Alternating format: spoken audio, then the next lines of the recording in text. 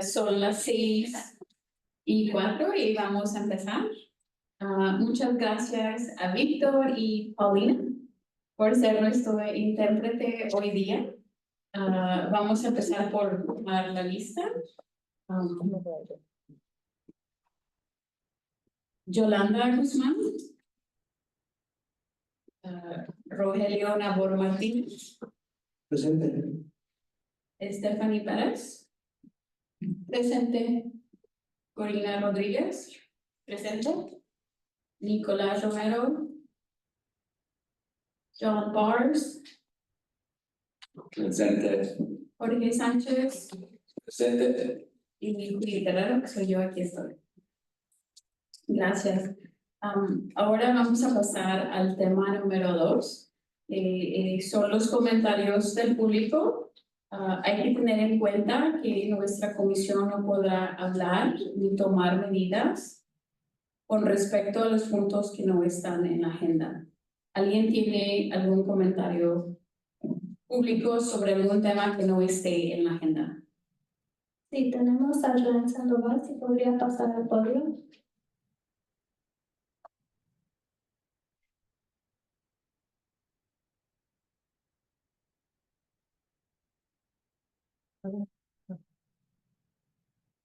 Hola a todos, mi nombre es Joan Sandoval, soy la organizadora comunitaria de Puente.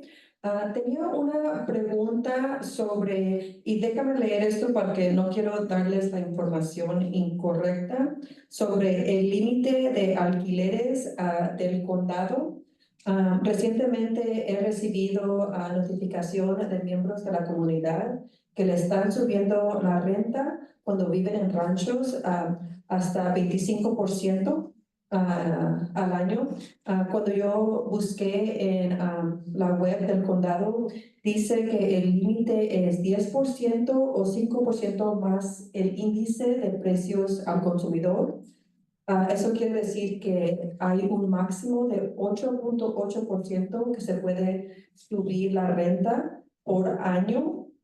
Quisiera que este grupo hiciera un pedido del condado que viniera y nos diera más información sobre si hay diferentes reglas para ranchos y a lo mejor es por eso que está pasando esto, o cómo podemos encontrar más información, por favor. Gracias. Gracias, Joan. Tomaremos tu sugerencia en cuenta.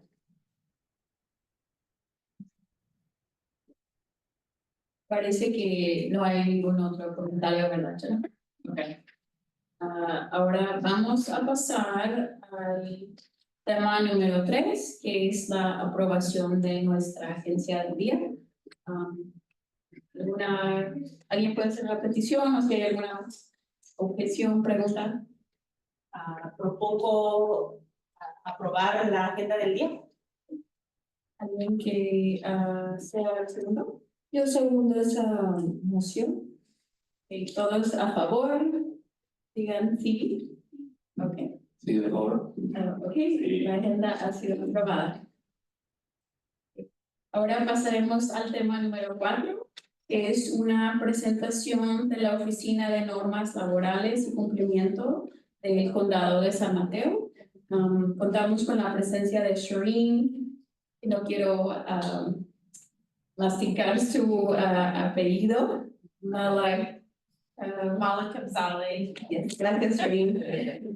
Shane Ross, Carolina Bowridge y Kyle, que nos van a hacer una presentación sobre la nueva oficina.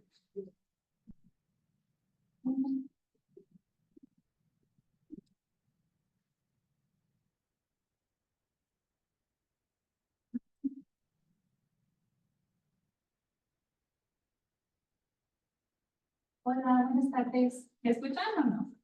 ¿Ahora me escuchan? Okay. Bueno, buenas tardes. Mi nombre es Shane Ross y soy parte del equipo de la nueva Oficina de Normas Laborales y Cumplimiento del Condado. Estoy aquí con mis colegas Kyle Capred, Bartholomew y Shireen Melekavsali. Kyle y Bart nos van a hablar un poco sobre su trabajo en la oficina del fiscal Y Shireen es la oficial principal de equidad del condado y también la directora de la oficina. No nos ha podido acompañar Carolina Babbage, pero en otra reunión la van a conocer. La Oficina de Normas Laborales y Cumplimiento se enfoca en promover los derechos laborales de todas las personas trabajadoras en el condado de San Mateo. Lo que queríamos hablar con usted principalmente hoy es nuestra nueva línea de consejo laboral. Más despacio, porque estamos colaborando con una organización sin fines de lucro que se llama Step Forward Foundation para ofrecer esta línea de consejo laboral, que es una línea para personas trabajadoras y también empleadores en el condado que tienen preguntas sobre sus derechos y sus obligaciones en cuanto a la ley laboral. Cuando una persona marca a la línea de consejo laboral, van a poder hablar con un abogado que tiene experiencia en el derecho de empleo y habla en inglés, español, chino, tagalog y también vietnamita. Los abogados que contestan la línea van a dar orientación sobre opciones, derechos, recursos. Y en el caso de que la persona está reportando una violación del salario mínimo del condado, lo van a referir a nuestra oficina para hacer una investigación y para tratar de hacer cumplir la ley. En el mes de julio estaremos de regreso con ustedes, así que si tenemos un poco de tiempo estaríamos interesados en saber cuáles temas son más importantes para esta presentación de julio. Pero antes que nada, paso la palabra a Kyle para compartirnos un poco sobre el trabajo de la oficina del fiscal. Thank you, Shane. I don't speak Spanish like Shane, but I do have experience working with interpreters, so I will go slowly. Once again, my name is Kyle Capebrett. I'm a deputy district attorney with the San Mateo District Attorney's Office. I'm accompanied here by my great inspector here, Brendan Bartholomew. We are members of what is called the wage theft unit within the San Mateo District Attorney's Office. Another inspector with our office, his name is Juan Perez. Juan is a valuable inspector with our office who came on recently. Juan is actually a Spanish speaker. It's our office as well with a lot of interpretation, speaking Spanish speaking witnesses. I'll turn it over to Bart to let him tell you a little bit about his background, and then I'll let you know a little bit about me, and let you know a little bit about what our unit does. Good evening, my name is Brendan Bartholomew, people call me Bart. I'm an inspector with the district attorney's office, been there for about 18 months. My job is to investigate cases of wage theft and also violations of workers' compensation insurance problems. So if a worker is hurt and their employer doesn't allow them access to healthcare when they need it, those are the kind of cases that I would investigate. I've been a detective and an investigator for almost 16 years, trying to focus on these kinds of cases, and now I get to do it working for the district attorney's office. And thank you for inviting us to come here tonight to introduce ourselves and get our faces out and make sure that people in the community know that we're a resource for them and to feel comfortable coming to us for help, because we're looking to help them and not some other things that they may have concerns about. And to that end, Juan comes to us with a lot of experience from the South San Francisco Police Department. Myself, I was born and raised here in San Mateo County. I went to school here in San Mateo County as well, and my family grew up and lived here. I have a lot of ties to this county and care very much about it, which led me into the path that I am now. I've been a deputy district attorney for a little over 9 years. Within the Office of Labor Standards and Enforcement, our unit, the wage theft unit, will essentially function as the criminal arm of the referrals that you get or that our hotline will receive. And our office will look to be prosecuting cases such as wage theft, labor trafficking, and as Bart mentioned, any sorts of incidents that can affect workers in a variety of different ways. So we appreciate and look forward to telling you a little bit more about what our unit does in the future. And we appreciate all the work that everyone in this room does, and we look forward to working with everybody in the community moving forward. Thank you.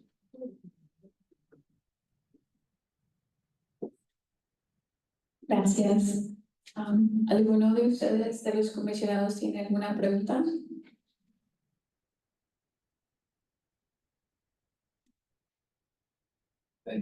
Una pequeña pregunta. Buenas tardes, muchísimas gracias primero por asistir y explicarnos un poco sobre este proceso. ¿Cómo sería el proceso de referencias con ustedes? ¿Cómo se trabajaría esto? Sí, el proceso de referencias primero queremos decir que no hay puerta equivocada. Estamos pensando que la línea de consejo sería como el principal proceso de referencia. En el sentido de que si usted encuentra a una persona que tiene alguna duda sobre su empleo, aunque no está seguro si es robo salarial o es una violación laboral, esta persona puede marcar a la línea para tener esta consulta con un abogado y donde le van a hacer esta evaluación preliminar. Pero también sabemos que podrían existir situaciones donde las personas no se sienten cómodas marcando o algo así. No tengo tarjetas todavía, pero voy a estar aquí después de la reunión y puedo compartir mi info de contacto por si hay una situación en particular donde ustedes creen que es un poco más sensible y deberíamos ver si hay la manera de que marcamos directamente a la persona o arreglamos una entrevista en persona, algo así. Gracias. Yo no tengo pregunta, pero he podido trabajar un poco con el equipo y sí, también les quería dar las gracias por estar aquí y por todo el trabajo que han hecho. Sé que la comunidad valora mucho lo que han hecho y ahora esta línea me imagino que va a ser muy útil. Entonces, gracias. Gracias. Gracias, Corina. Igualmente, en mi capacidad, consejo, también me ha tocado trabajar con el equipo y no tengo nada que decir más que cosas buenas. Creo que también cabe mencionar que esta línea no es solo para trabajadores del campo, es para todas las personas en general. Yo creo que a veces las familias que son trabajadores del campo tienen a alguien que trabaja en el hotel o en el restaurante. Esta línea es para todas las personas que trabajan en el condado de San Mateo. Y muchas gracias a ustedes por hacer el viaje hasta la costa y los vemos la próxima vez. Gracias. Gracias. ¿Había alguna pregunta del público antes de que te vayas? Ok. Ok, gracias. Ok, entonces pasamos a nuestro tema número 5, que es una presentación de programas de préstamo para viviendas de trabajadores agrícolas, que va a hacer Rose Key, directora de vivienda del Departamento de Viviendas del Condado de San Mateo.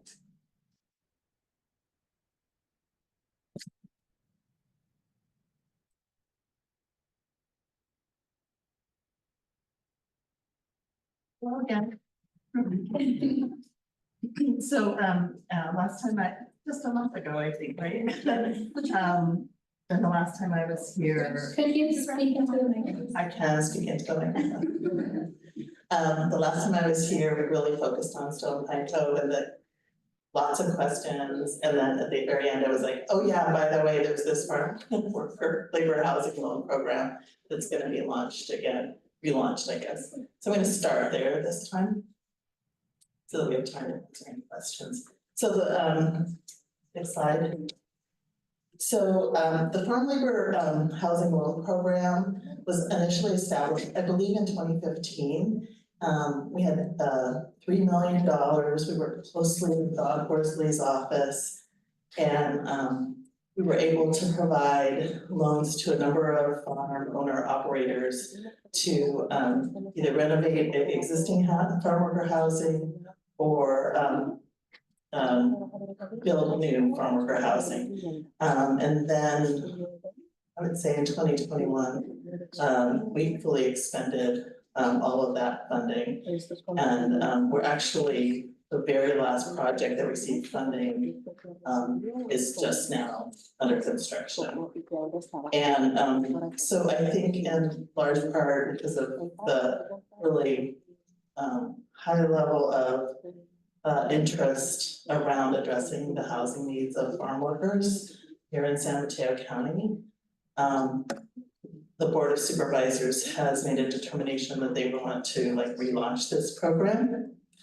And so the goal of the program is to build partnerships and provide resources to enable farmers and landowners and operators to improve the housing, existing housing, or build new housing here, primarily on the coast for farm workers in San Mateo County.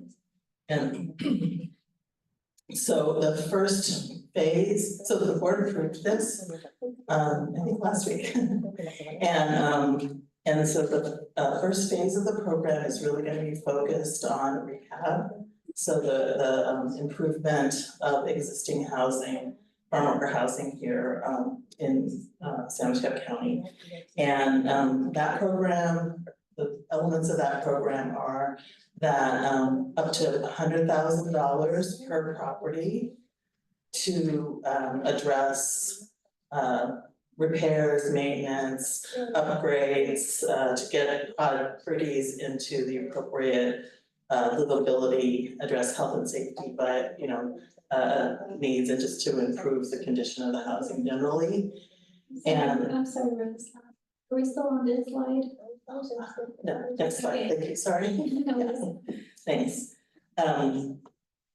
Yeah, and so that's the first phase, and over the course of the next couple of months, we'll be hosting a series of community information sessions and collecting information from the community, like listening sessions, to refine the program with the goal of launching in mid-July. We will be maintaining an interest list so people can let us know now if they're interested in us like reaching out to them when we do launch. And then again, as I said, we hope to launch in the mid-July. So currently the way that program is structured, the way that program is structured is it's a zero interest loan for 30 years. It does have an expectation of repayment. And so it's just because it's zero interest, it's just a flat, like divide the total loan amount by 360 months. But we probably will have payments be annually, so we wouldn't have to be making payments on a monthly basis. Just once a year, we would invoice you for your what is owed. You can actually get credit to further reduce the principal balance of that loan by charging less than the allowable rent. So let's say that the allowable rent is $1,000 a month, but you only charge $500. We would credit you an additional $500 against the principal. So it's really an incentive for the borrowers to think about charging even more affordable rents to the tenants that they're providing housing to. After the 12 months, we'll be, if there's any funding or if the board makes a determination to put additional funding into the program, then we would open the program to new construction. In the first time we did this loan program, most of the funding went to the creation of new housing. I think there was not like a robust understanding of how much housing is here on the coast and what the condition of that housing is. And so really the board wants to focus on where people are currently living and making sure that that gets any issues regarding that housing gets addressed. And then again, as I said, if there's money left, or if the board determines to put more money into the program, then we would open it up to the construction of new units. There's the loan amount under that program is $250,000 for the first unit on the property, and then or I'm sorry, for the first 2 units on the property. Just want to make sure it's on the right slide. And then $200,000 for anything above 2 units. Sort of the reason why is because that first $250 per unit we'll address some infrastructure issues, making sure that infrastructure is there. And once those costs are sort of addressed, that infrastructure should be available for subsequent units. Next slide, please. So these are some of the units. I really went through this quickly last time. This is the same slide as we did last time.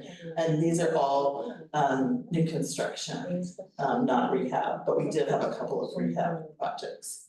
And so, you know, you can see that we do annual inspections and these properties are still all in very good condition. So if there are any questions, now is the time to ask questions about this program. Rose, for the listening sessions,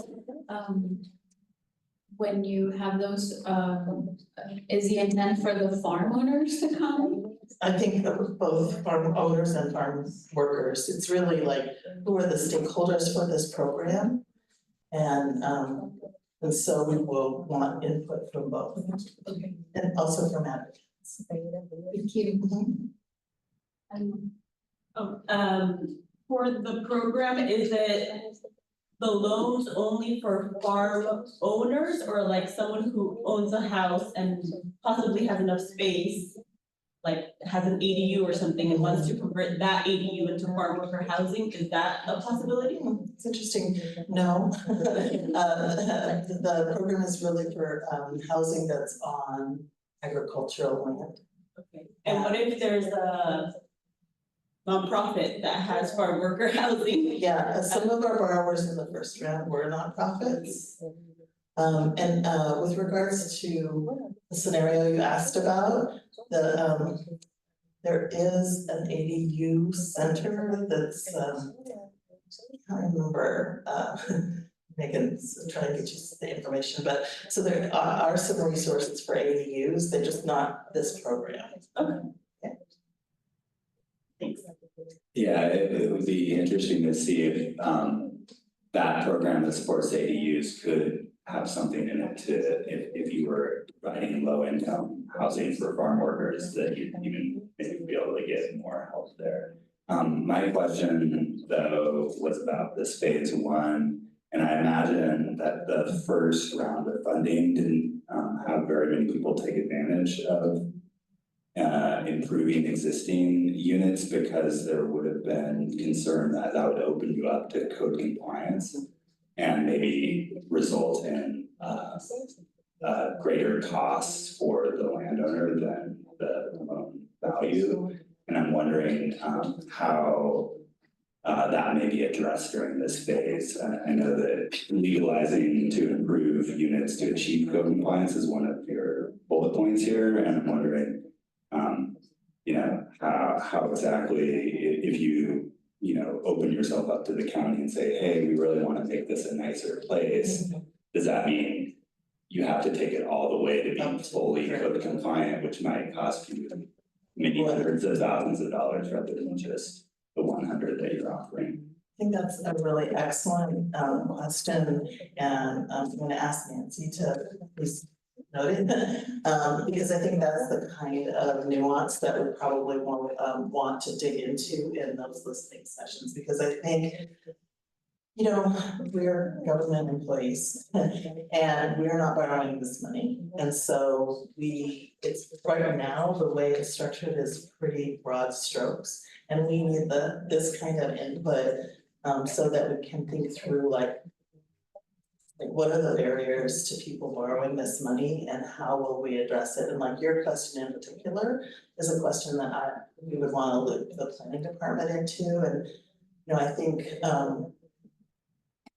with the work of the task force, you know, not everything had to be brought up to current code, right? It was just to address those issues. So there may be some room there for something less than, like it might just be a livability standard instead of being current code. I don't know. But I think it would be really important for that to be brought to us through those listening sessions.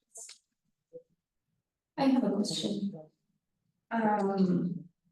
So for, I might have missed it, but I don't think you said, what is the total amount of, The total amount available right now is $2 million. So, you know, if it all goes for rehab, we'll be able to help 20 housing units. I would be surprised if we get 20. Yeah. You know, we'll see, like you had mentioned, we didn't get as much demand as we thought in the first program.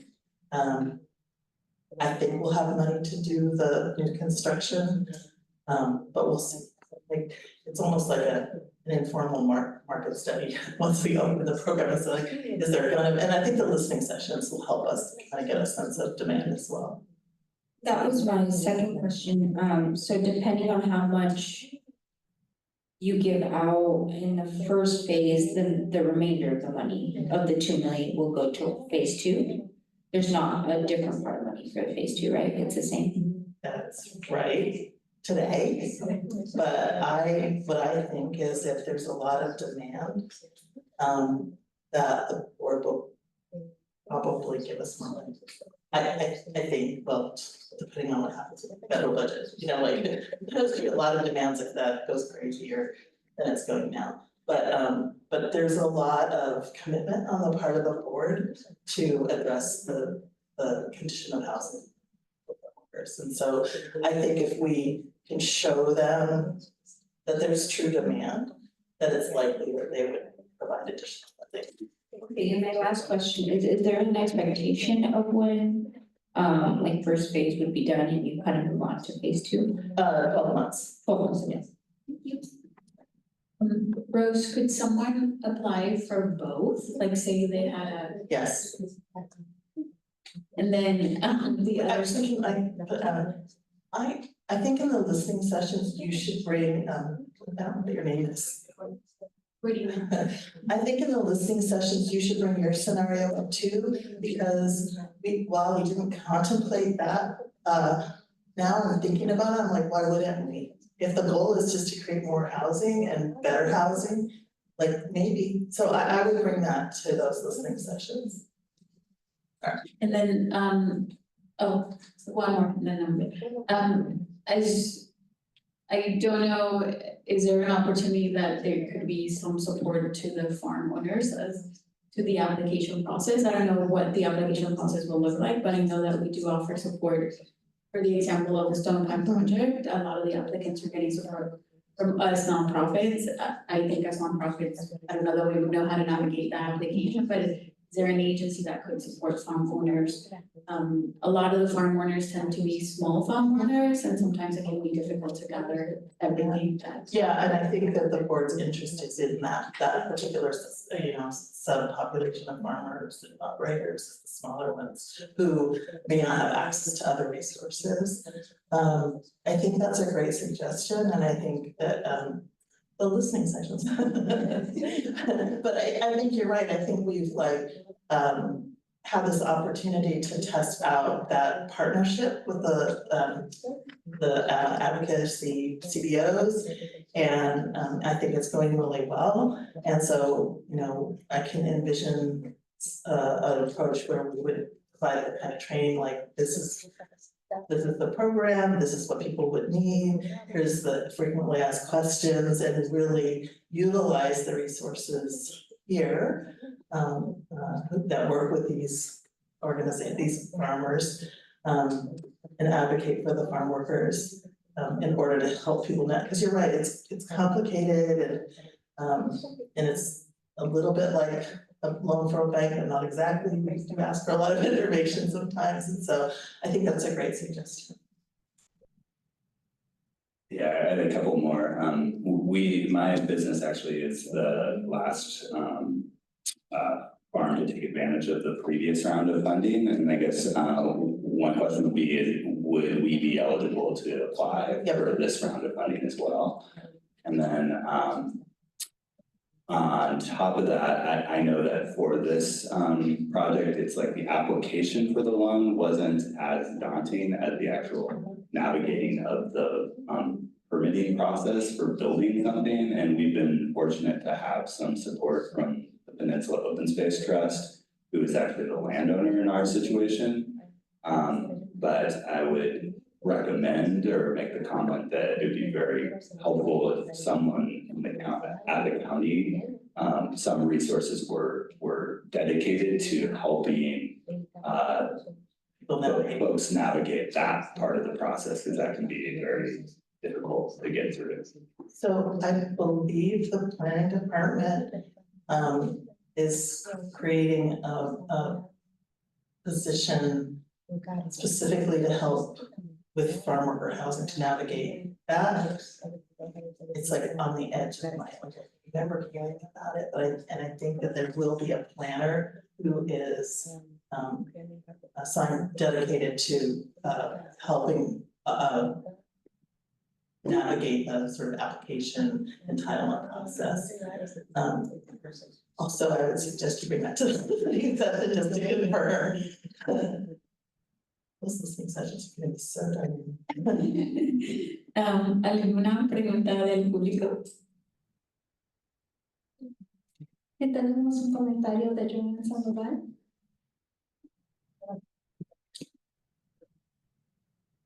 And I'm gonna go ahead and say it in English because I hadn't planned this one. My question is, I know that this is not a forgivable loan. When I've been having this discussion because we work a lot with trying to get affordable housing on the coast and the need for rehabilitation of housing. Is there any possibility that you guys would consider making part of the rehabilitation loan money forgivable, just to actually encourage rehabilitation? Because I feel like last time, I just feel like the farms that never repair their homes, I don't really see this as a big incentive to repair if it's not a forgivable loan. That's just something that we've been kind of talking about. Thank you. You're not wrong about that, we're aware of that. And I would encourage you to talk to the supervisors about that, the direction that it not be forgivable came from them. The way in which you can reduce the obligation to repay the loan is to charge the rents that are lower. But you have to charge something because there's operating costs, right? And so I think it's gonna be a bit of a balancing act. So I mean, if they hear from a lot of people that that's one of the barriers, I think, like I said, this first phase is really a little bit of a market analysis, like what are the barriers, why are people, either we'll get a huge demand and then it'll be like, okay, I guess the way we structured it is great. If we're not getting much demand, I might come back out and talk to y'all and say like, okay, how come we're not getting it, you know, you can communicate that to me, you can communicate that to Supervisor Mueller, and you know, we have enough, the board action does give us the ability to make programmatic modifications over the course of the life of the program, so we'll see. I think we're testing it out as it's currently been approved, and then, you know, I think the ultimate goal is that people use the funding and we improve the condition of housing or get new units.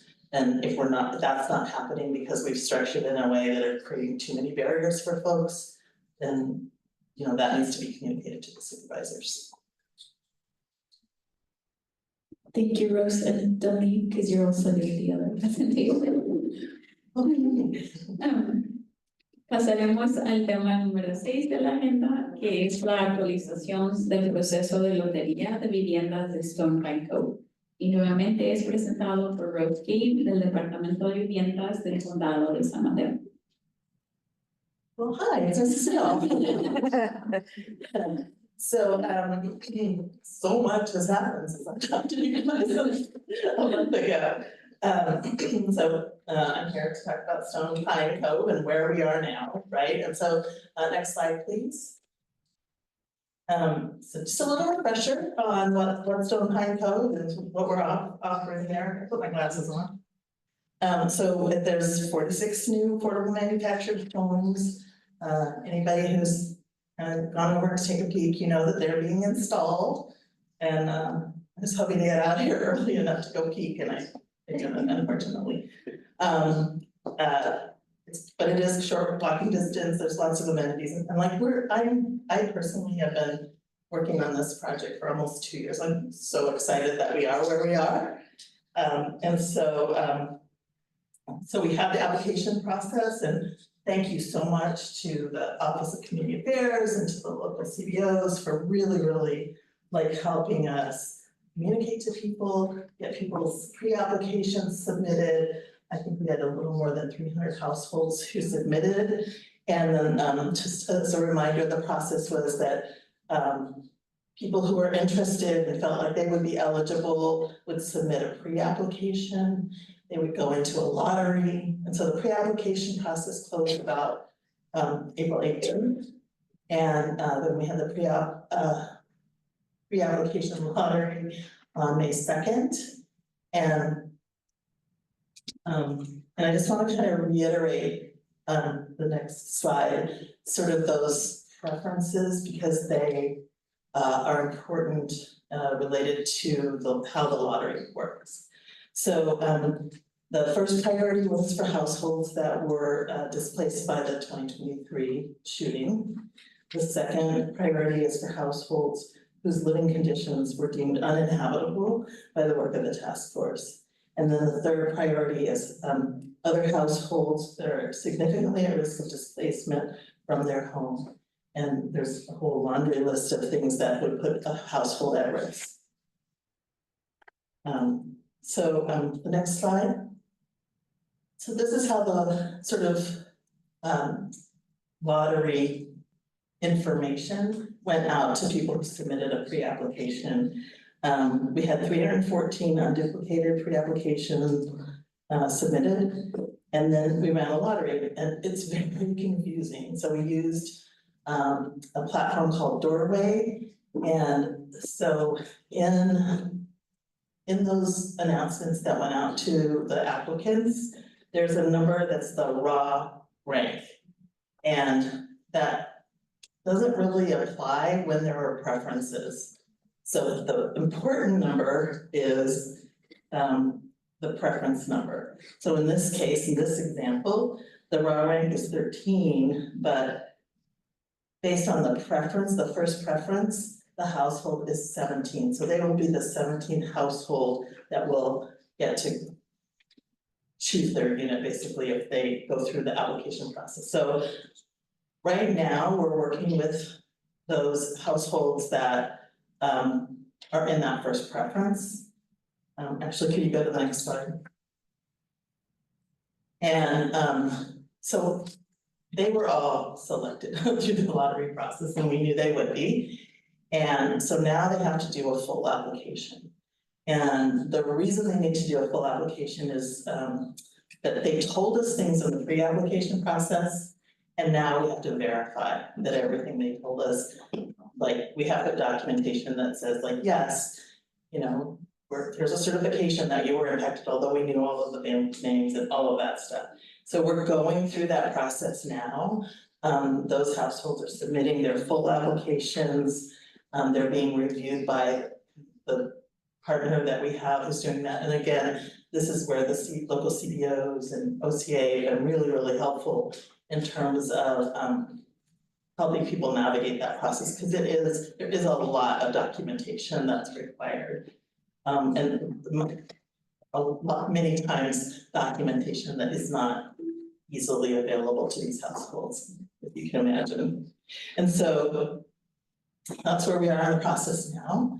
And as people complete the process and the underwriting is completed, then our goal would be to start signing leases and the loan documents and have folks that first group start moving in early June, early to mid-June.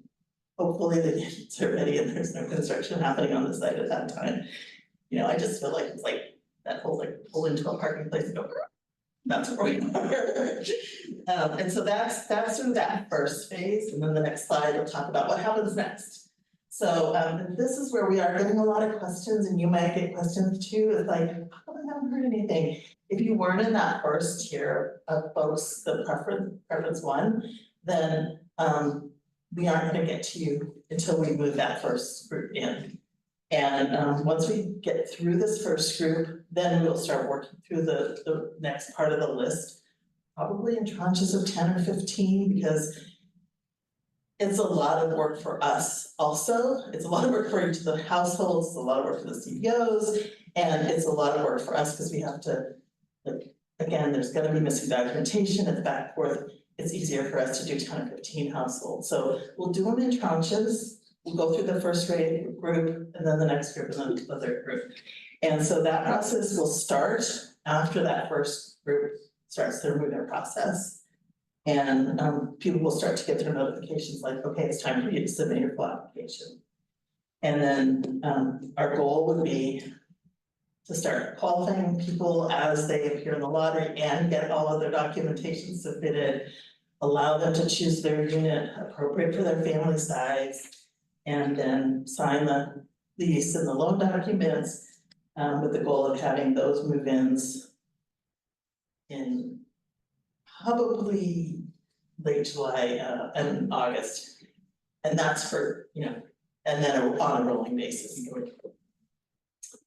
The next slide, I think that is it. And if you have any questions, just let me know. One of the last comments you said was choosing their unit appropriate for family size. Let's say someone in the shooting victims gets in, qualifies, and wants the house with 3 bedrooms. Would If that be it's 2 allowed? people, then no. Okay. Yeah, no, I mean, we would, a 1-bedroom would be for families of 1 or 2, you know. And then a 2-bedroom, it's, I think it's 2 people per bedroom plus 1, so a 2-bedroom would be a family of up to 5, and then the 3 bedrooms we would hold for larger families. Okay, good. And then for the group that you're currently working with, is there a time limit to submit their application from the day they were notified? I believe there is, yeah. There is? Yeah, I'm sorry, I don't know what it is, you might. Yeah, they had to submit all of their documents by May 9th. Last 7 days? last week. But they will have an opportunity to submit things that. Yeah, so Right. so what Rose is saying, you know, they went through the pre-application and then there's a list of documents that had to be submitted. So all of those documents needed to be submitted for review from Doorway, is it Doorway? Actually, Doorway did the lottery. Now we're working with a different consultant. Yeah, so that consultant then is gonna review all the documents, and if it's one missing, then they would relate back to the CBOs that help these folks apply. But yeah, there was. But it is like a week, right? Because the lottery For was the them, 2nd, yes. and then the deadline was the 9th. Yeah, I think you all started working with folks before. Yeah, and I do believe this group, you know, there was a deadline for a reason. I don't foresee that for everyone else will be 7 days, but I cannot speak to that. I think that's it. Yeah. Because, you know, Yeah. I'm just here to talk to you. Not at the meetings. I'm a little bit in the weeds. I think you see a lot of me at those meetings, but I think we just released an RFP, I think, never remember if it's up here or Q, but to like the CBOs have done this work in their sort of existing work with these families. There's a lot more work to happen, and so we're looking for more help for the everyone else. Yeah. And we want to make sure that the CBOs are compensated for that work. And I think we can probably start that work as we're getting people in this first tranche. You know, in terms of like what you've done with those first families, is like, here's the documentation they're gonna be asking. So.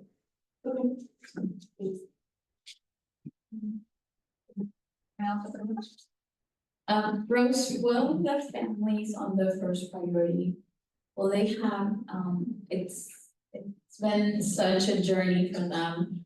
I wonder if they'll have the opportunity just to go visit the site before anything, do you know? Not necessarily going to the home site, I think it's such an emotional, long journey to be able to see this. Would you send me an email tonight or tomorrow and ask me, and I'll try and find out if we can do like a tour. Yeah, I think, or my only question was, is there, I think, you touched on it, a lot of people are like, well, I haven't heard, but I thought I was gonna hear May 2nd. So I know there's confusion about that. Is there an expectation, or maybe the third part, maybe the larger one, of community members will potentially be hearing from you? I believe that because we're getting so many questions that we're in the process of putting together sort of a like an expectations notice that says like, here's why you haven't heard and here's when you'll likely hear. And maybe that list of documents that you should start assembling, so I hope that's what we're planning. Hola, buenas tardes, gracias. Bien, Oh, Ok, so- I can hear you, yeah. Ok, perfecto. Solamente quería clarificar algo, si entendí bien. Usted mencionó que están trabajando ahorita con el primer grupo de las personas que tienen un poco de prioridad, por ejemplo, las del tiroteo. ¿Correcto? Ok, quiere decir que hay un grupo de personas que todavía no han recibido ninguna notificación sobre la rifa. No, everybody should have received that, remember that slide that showed their lottery number? Everybody who applied should have received that notification.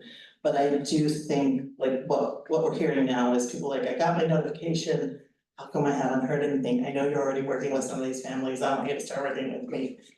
So I do think we've been talking about, like, again, giving people enough information so they know that, like, we see you, we know you're anxious, and we are gonna get to you, but not now, not right away.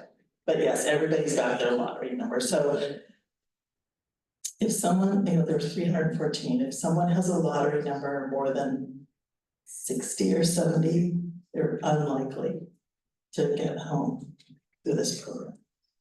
So help us find another site and encourage the board to give more money to do another, because we had a lot of brain damage for this project.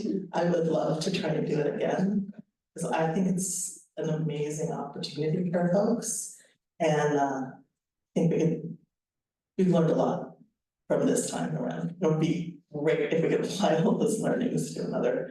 I think this is one of the most, honestly, I've been doing this work for 25 years. It's one of the most exciting projects I've ever worked on. It moves me. Thank you, Rose. And Jorge, hay personas que aplicaron con un correo electrónico y personas que no tenían correo electrónico. Y creo que mi entendimiento es que a las personas que no tenían correo electrónico se les iba a tratar de hacer una llamada para informarles del resultado de la lotería. I have another question because I think now I'm even a little more confused. We did have some participants that we helped apply, show us the email they got, and then it says something about, I was trying to find a picture of it, but it says something about like log in to your account and see those areas, and I see the screenshot here. But we were only able to see, at least in one of them, I remember very clearly, I was only able to see the raw rank number. There was no number. That means that they were not one of the preferred, they didn't have a preference. Okay, and so And- they're not in there, also no hope. Probably not. Okay,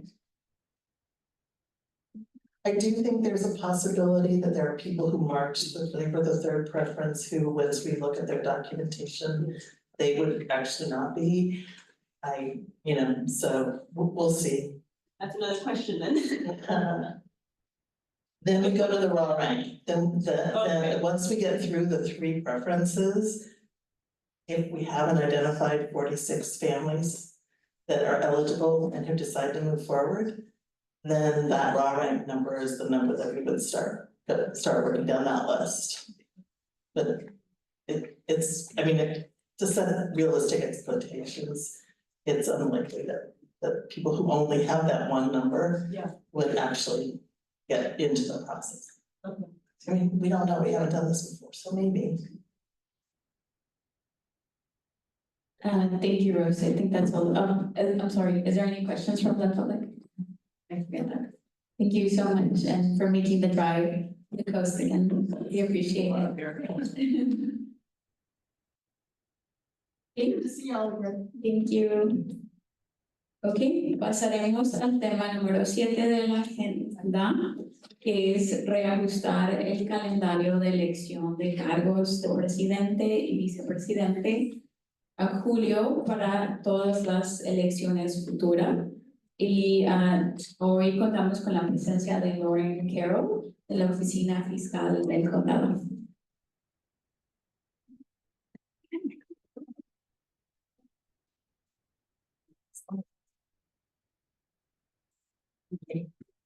All right, so I'm just gonna talk through the different roles of being chair and vice chair, because maybe I'm speaking for Judith, but she's hoping that some people are going to maybe take up the torch, and she'll talk about that a little bit. But this is an opportunity for us to discuss the different roles. Also, I have some things to share about term limits and things like that, just to refresh everyone's memory and understanding of what the roles are and the length of your commitment and all of that. So, and a lot of what I'm talking about is not specifically something that's required in the law, but as a lawyer for the county, I do have a lot of exposure to these boards and commissions and familiarity with what the roles are. So whatever I say about what these different roles do, that's a lot of it's up to you and the person in those roles, but this is just traditionally what the roles are. Just because a lawyer's saying it doesn't mean that's the way it has to be. So first I'm going to talk about the chair. The chair is elected annually, and that's according to the resolution that was adopted by the Board of Supervisors creating this commission. And what's the chair responsible for? As you see at these meetings every other month, the chair is responsible for running the meeting and making sure that motions go through as they're supposed to be, that we're following all of the local government transparency rules, and making sure that the meetings proceed on schedule, and also making sure that voices are heard and that the meetings reflect the tone that the chair wants to set. The chair also works with county staff to develop the meeting agenda. That is a large role of the chair, and not just, picking or identifying what's going to be on each individual agenda, but more broadly thinking about the direction and the goals of the commission, and thinking of long-term this year. What kinds of things do we want to have coming up? What kinds of goals do we want to accomplish? What impact do we want to have in our community that we can affect through this commission? And the chair has a huge role in that, because you work with the county staff, the board liaison, sometimes me, and the CBOs, and bringing all of these community members together to effectuate those goals. Of course, Judith, please chime in if you have anything you want to add before I move on to vice chair. Yeah, no, solo quería compartir, como mencionó Lauren, Jennifer y la Oficina de Asuntos Comunitarios, finalmente me acordé, ha sido mucha ayuda en desarrollar las agendas y en invitar a las personas que vienen a presentar y hacer presentaciones. So no está solo, ellos prácticamente son los que hacen todo el trabajo para la agenda. Jennifer hasta comparte conmigo el script que seguimos durante las juntas, o todo lo que me voy a repetir es porque Jennifer lo ha preparado. Y para que estén pensando si alguien quiere tomar esa posición, es muchísima ayuda. Tienes un equipo completo que te está apoyando y te está guiando por los diferentes procesos que tenemos que hacer, para que piensen eso, tomen eso en consideración. Yeah, definitely. And, the county has any number, or probably dozens of boards and commissions. So we have a lot of expertise in county staff and are here to support you. So if you want to be the chair, don't feel like you would be starting from scratch on anything. One more comment on the chair. The chair sometimes also represents the commission in other settings. For example, if this commission was going to make a presentation for the supervisors or something like that, in most cases, it would be the chair that would be doing those presentations. And the vice chair is also elected annually, and the vice chair's role is simple, is to step in for the chair if the chair is unavailable. If you have a meeting coming up and the chair is sick, the vice chair runs the meeting.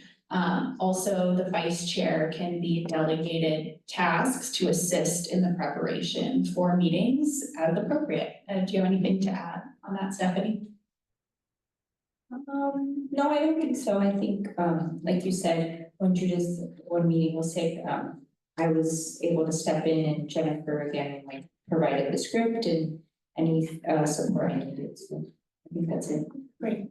And, you know, I'm not here every time, but every time I come, I'm really excited to see all the cool things on the agenda and reminding me of all the wonderful work that's going on in the county and the work that this group is engaged with, both in this commission and in the community. But I was reading the founding resolution for this commission again today. And I wanted to highlight a few things that this board or this commission can do and what the chair and the vice chair can lead the way in doing. Advising and making recommendations to the board of supervisors or other county departments, just as we were doing here, talking with housing. Providing a public forum for input from the farm worker community to identify unmet needs. I know you recently had that listening session on health, which is great. Work with existing farm worker advocacy and service organizations to help coordinate systems of care and benefits. And ultimately, act as an advocate for farm workers taking positions pertaining to federal, state, and local policies, programs, procedures, and any legislation affecting farm workers and their families. So that maybe this has come up here and I just haven't been aware of it, but to the extent that the county is working toward legislative efforts at the state level or at the federal level, this commission can also be engaged in those projects. So I just listed those two. I know you all are excited to be here and engaged, but just to remind you of all the kind of feel-good reasons why we're here and why this commission was created in the first place, in hopes that it will inspire some of you who haven't been chair or vice chair before to consider it. Something else that it's a little more nuts and bolts practical is that I want to work with the next chair on coming up with a set of bylaws for this commission. That's something most other commissions have. And they are essentially the rules of how the commission runs. And a lot of those we know already, but there's some things that aren't written down anywhere that I think as a practical matter would be helpful, like we're about to change the date of the elections, or we're going to vote on that. But that's not written down anywhere, and the bylaws are a place where that would be written down, or how many meetings a person misses to create a vacancy, that's not written down anywhere. And so that's, you know, kind of boring legal stuff, but just, you know, that's something that I'm hoping to bring to this commission at the next meeting in July. And so something that I think the next chair and vice chair should be engaged in. Unless you have anything else to add on that, anyone, I can move on to the terms of, or the length of terms issue. No, solo en realidad recordarles a todos que a veces parece que se siente que tal vez no estamos haciendo algo, pero sí hemos hecho algo grande. Como mencionó Lore, creo que es una de las cosas que estoy muy orgullosa y espero que también ustedes lo estén, es la listening session que tuvimos hace algunos meses con el apoyo de la Oficina de Asuntos Comunitarios. Y creo que es de la manera que podemos seguir trabajando, y agradecerles a todos, porque sé que es difícil, todos tenemos días largos, pero de todas maneras llegamos aquí después del trabajo para estar presente. Muchas gracias. You can go ahead, Laura. Okay, great. Now on to something that's a bit more boring. But the resolution creating this commission set certain term limits and start and end dates. So just to remind all of you, as you might know, you probably know that the term of each commissioner is for 3 years, and you can be reappointed 3 more times for a total of 12 years maximum. When a lot of you joined this group in the first round, right when this commission was started, so you might recall that initial terms were staggered. Some of you had an initial 2-year term, some of you had an initial 3-year term, and then after that, any reappointments would be to 3 years. And the reason for this is that you wouldn't have the entire commission drop off in the same year. And then also terms were slated or are by the resolution, they begin on July 1st of the applicable year and they end on June 30th of the final year. In the past couple of years, as we've appointed new people and reappointed new people, there have been a couple, just call them typos, really, some honest mistakes about the start and end dates that were identified in the memorandum that went to the Board of Supervisors. So some people's terms started in September, etc. So we're a little off schedule. So what we're planning to do is the next time that we have to go to the Board of Supervisors to appoint new members, we're going to have the Board of Supervisors also approve a clarification to everyone's start and end dates so that they line up with the initial original schedule. And this is just because it was getting a little messy and hard to keep track of. So did we distribute the chart, Jennifer?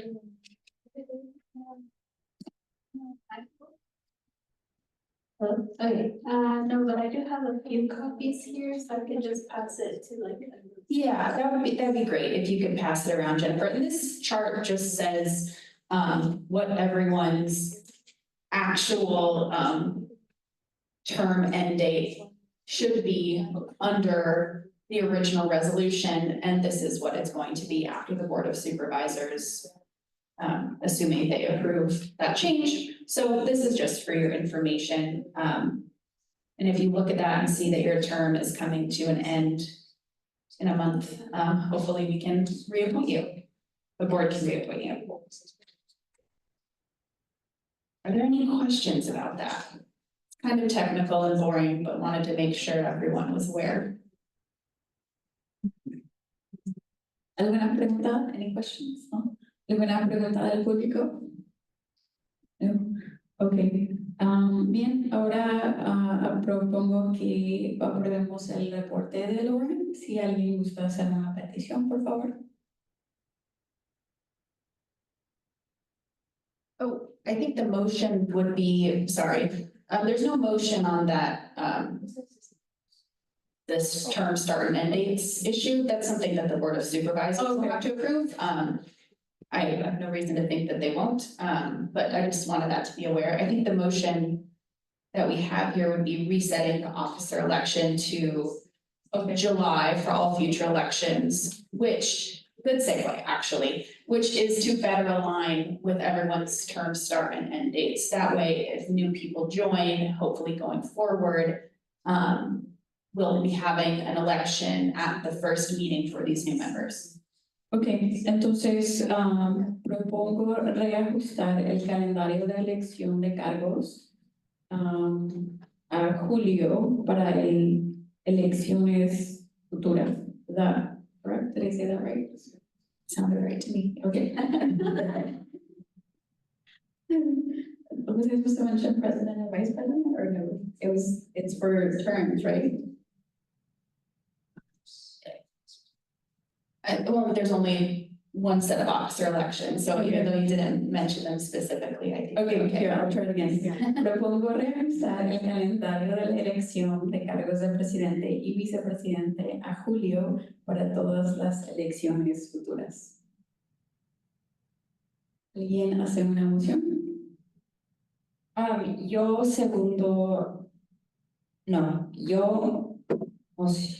hago la moción para aprobar lo que dijo Judith de la elección, que la elección de chair y vice chair va a ser en julio. ¿Sí? ¿Alguien, algún segundo? También hago la moción para aprobar las elecciones de vicepresidente y presidente para julio. Ok. Todos los que están a favor, digan sí. Sí. Ok. Sí. Ok. Ok.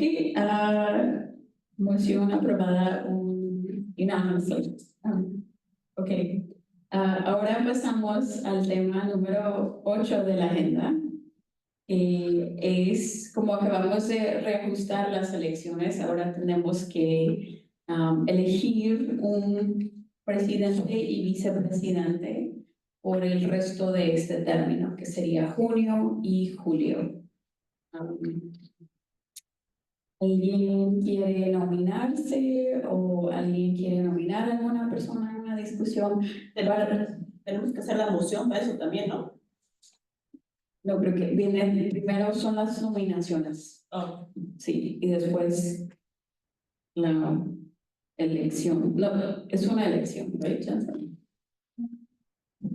Are they taking the elections or can they, sorry, can you repeat the question? Is this the elections or is this the nominations? It says discussions and nominations of chair. So we're taking nominations of chair for the term of June. Yeah, this would just be who's going to be the president between now and the election Yes. in July, and vice president, vice chair.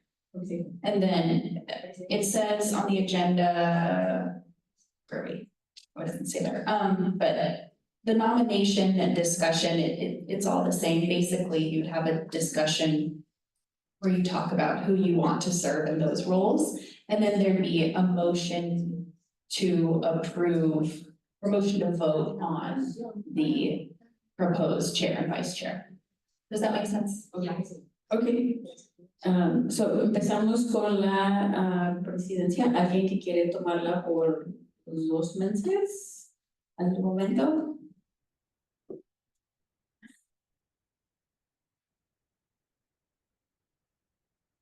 Pues yo pienso que, no sé qué opinan los demás, pero yo pienso que tú ya estás ahí y sí nos gustaría que siguieras porque pues hasta ahorita has desempeñado un buen trabajo y pienso que eres la persona indicada. ¿Quién más? Ok,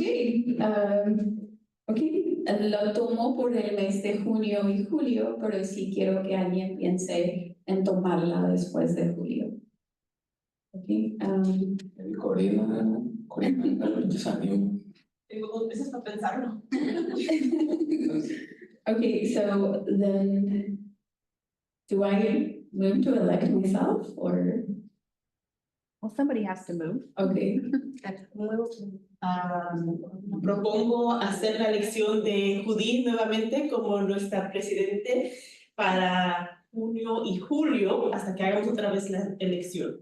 Okay, ¿algún segundo? Yo segundo esa moción. Okay, todos los que estén de acuerdo, por favor digan que sí. Sí. Okay, okay. Okay, ahora pasamos a la discusión y nominación de la vicepresidencia por el mes de junio y julio. Y me gustaría nominar que Stephanie siga en la posición. Yo apoyo que Stephanie continúe como vicepresidenta y que piense también si quiere ser presidenta. Tiene 2 meses. Okay, okay, ¿alguien quiere ser el segundo para la vicepresidencia, por favor? Yo segundo esa moción. Okay, okay, tenemos. Y todos los que están de acuerdo, por favor, digan que sí. Sí. Okay. Y creo que si hay algún comentario del público. Okay.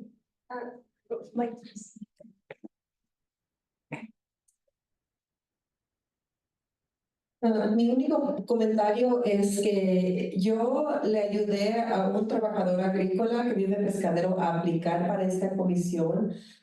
Él no ha recibido ninguna información sobre cómo ustedes revisan las aplicaciones, si a lo mejor quieren que él les dé más información o otras cosas para considerar que él pueda ser parte de esta comisión. Así que les pido que por favor miren a ese proceso para que nos den alguna respuesta. Gracias. Gracias, Joan. Sí, vamos a preguntar y también, bueno, antes de que cerremos, también recordarles a todos que tenemos otra vacante y creo que hay alguien interesado de Farmworker, vamos a ayudar, pero también seguir esparciendo la palabra sobre la comisión. ¿Ok? Creo que hemos terminado el tema número 8. Ahora pasamos a compartir informes sobre algún evento de la comunidad o proyecto de actualizaciones que alguno de ustedes gustaría compartir como comisionados. Lo único que quería compartir es, creo que escuché hoy que este mes es el último mes de Urgent Care, que está en Main Street, de Dignity Health, y creo que no van a seguir con el programa piloto de Urgent Care. Yo había escuchado que habían cambiado el horario del lunes a sábado. De hecho, me dieron un flyer, ¿verdad? Que iban a cerrar, ¿no? De hecho, traté de reproducir mucho el flyer, lo estamos terminando en español porque me dieron en inglés, para hacer un poquito de marketing para que venga la gente, porque pienso que sí es súper necesaria esa clínica, solamente que necesitamos hacer un poquito más de outreach y informarle a los campos. Bueno, yo personalmente lo voy a hacer dentro de mis tareas, pero el flyer, pero no sabía eso. Sí, una de mis compañeras fue anoche al Urgent Care y creo que le dijeron eso. La otra cosa que ahorita estoy pensando, ¿es posible nosotros como comisión pedir al condado de data de cuántas personas fueron y ver qué es justo que van a cerrar y no nomás porque no hay dinero para seguir? No sé si es algo que podamos hacer, pero creo que sería por lo menos hacer el intento, porque yo sí sé de varias personas que sí han ido y el servicio ha sido muy bueno. Entonces sería unfortunate que cerraran y ya no siguieran este programa piloto. Pienso que también, acompañando un poquito lo que dice Stephanie, bien importante y ayuda para el condado, porque esto baja un poquito las visitas en otras clínicas que pueden estar un poquito full, ¿no? Entonces, ya pienso que es muy buena idea que nosotros como comisionados podemos ayudar o de repente reunirnos con alguna directiva o algo para apoyarlos, ¿no? Buscar cuál fue la situación, qué es lo que está pasando, a ver si podemos echar una manito. Pues vamos a preguntar a Stephanie si podemos, o tal vez pedir una presentación sobre los resultados del Urgent Care. Gracias. ¿Alguien más que quiere compartir algo? No. Ok. Marisol del Distrito 3 no pudo acompañarnos hoy, pero creo que Nancy tiene algunas actualizaciones que quiere compartir con nosotros.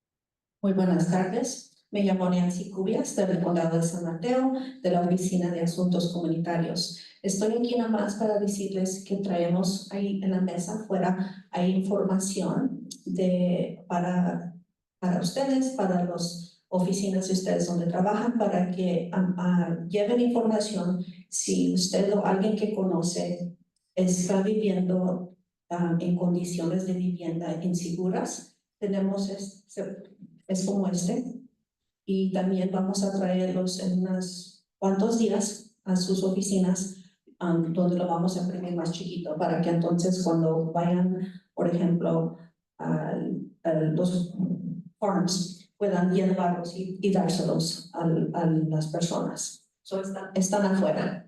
Por favor, llévense unos. Gracias. Gracias, Nancy. Y mientras, un comentario más, mientras piensan quién va a tomar la presidencia y vicepresidencia en el próximo término, tenemos todo este folleto enfrente de nosotros que nos habla un poquito más sobre nuestras obligaciones, lo que es estar en una comisión. Creo que lo hemos visto antes, pero hay que refrescar la mente sobre lo que es. ¿Ok? Son las 6:19 y... Oh, perdón, 7:19 y la junta ha terminado. Recordarles que la próxima junta es julio 9 en Pescadero y los vamos a ir. Gracias.